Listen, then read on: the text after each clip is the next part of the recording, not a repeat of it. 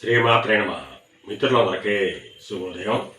ఈరోజు శ్రీ విశ్వావసనామ సంవత్సర కార్తీక బహుళ అష్టమి బుధవారం. ఈరోజు నవంబర్ 12, 2025 తేదీ బుధవారం. ఈరోజు ఆశ్లేష నక్షత్రం. ఈరోజు దుర్ముహూర్తం ఉదయం 11:23 12 వరకు ఉంది. వజ్రం మధ్యాహ్నం 1:08 2:43 వరకు కూడా వజ్రం ఇవ్వడం జరిగింది.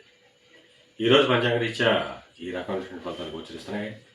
అలాగే ఈరోజు నక్షత్రం ఏంటంటే ఆశ్లేష నక్షత్రం ఎవరికి తారాబలం కుదురుతుందో మనం పరిశీలించినట్లయితే అశ్విని, భరణి, రోహిణి, ఆరుద్ర, పుష్యమి, మక, పుబ్బ, హస్త, స్వాతి, అనురాధ, మూల, పూర్వాషాఢ, శ్రవణం, శరతార, ఉత్తరాభద్ర.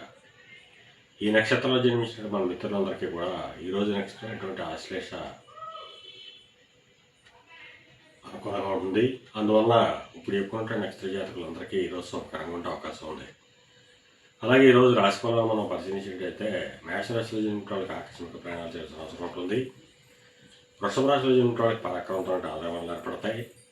మిథున రాశిలో జన్మించిన వాళ్ళకి ఆదాయం వృద్ధి చెందుతుంది. కర్కాటక రాశిలో జన్మించిన వాళ్ళకి ఆరోగ్యం చేకూరుతుంది. సింహరాశిలో జన్మించిన వాళ్ళకి అనారోగ్య సూచన, ధనవ్యయం కలుగుతుంది. కన్యారాశిలో జన్మించిన వాళ్ళకి చేసేటువంటి వ్యాపారాలు లాభసాటిగా సాగుతాయి. తులారాశిలో జన్మించిన వాళ్ళకి ఉద్యోగ అవకాశాలు పెరుగుతాయి. వృశ్చిక రాశిలో జన్మించిన వాళ్ళకి పితృరాశితానికి సంబంధించిన శుభవార్తలు ఉంటారు.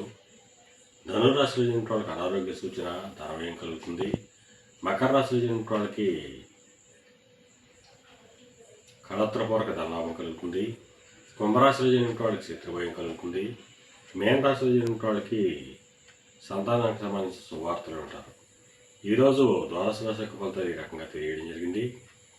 అలాగే ఈరోజు పాటించే ధనార్జన చేసిన వాళ్ళకి అనగా పండితులకు కానీ, లాయర్లకు కానీ, లేఖర్లకు కానీ, ఆడిటర్లకు కానీ, విలేకరులకు కానీ ఈరోజు మిక్కిలి శుభదాయకంగాను లాభదాయకంగా ఉండే అవకాశం ఉంది. అలాగే సమస్త వ్యాపార రంగంలో ఉన్నటువంటి వాళ్ళకి ఈరోజు అనుకూలంగా ఉంటుంది. అలాగే ఈరోజు బుధాష్టమి అంటే బుధవారం అష్టమి వచ్చినటువంటి రోజు.